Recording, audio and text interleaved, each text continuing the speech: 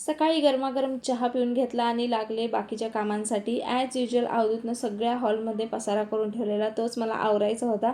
आणि म्हटलं चला छोटी मोठी धूळ पण पडलेली आहे तीसुद्धा साफ करून घेऊ, कारण आज रात्री येत आहेत अवधूतचे पप्पा टूरवरून आणि त्यांना धूळ पडलेली बिलकुल आवडत नाही. आणि ते तसे रात्री 1-2 वाजता येणार आहेत, पण त्यांचं सगळीकडं लक्ष असतं म्हणून सगळं साफ करून घेतलं व्यवस्थित.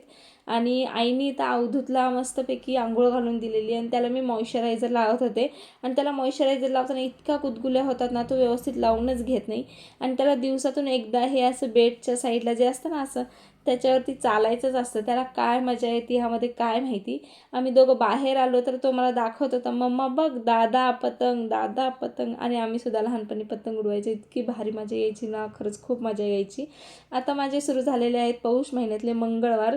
मी दरवर्षी करते म्हणूनच मी इथं खात होते नायलॉन शाबूचा चिवडा. आणि तोपर्यंतच माझं एक पार्सल आलं. मी मागवलेलं होतं जर्किन, इतकं भारी आलेलं ना ते. त्याचा कलर तर इतका मस्त होता ना, ऑनियन कलर होता, खूप भारी दिसत होतं ते मी घातल्यावरती सुद्धा. आणि क्वालिटीसुद्धा छान होती जिप्सी वगैरे. आणि मेन म्हणजे त्याला कॅप नव्हती, मला कॅप नको होती. आणि म्हणलं आता तयार झालेलोच आहोत तर चला जरा बाहेर जाऊन येऊ, कारण आईना करायची होती शॉपिंग, मलासुद्धा करायची होती, कारण आम्ही जात आहोत कुठेतरी बाहेर. आता आम्ही कुठे चाललो हे तुम्हाला येत्या पुढच्या व्हिडिओजमध्ये कळेलच. घरी आलो मस्तपैकी मी शाबू खाऊन घेतला, आईने जेवण करून घेतलं. 4 वाजता पाहिजे होता अवधूतला फ्राईज म्हणून.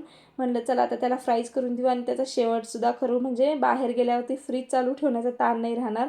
त्याला फ्राईज करून दिले. चला आता त्याला फ्राईज खायला देते. तोपर्यंत तुम्ही व्हिडिओला लाईक करा आणि चॅनलला सबस्क्राईब करा. चला भेटू नेक्स्ट व्हिडिओमध्ये, तोपर्यंत बाय बाय.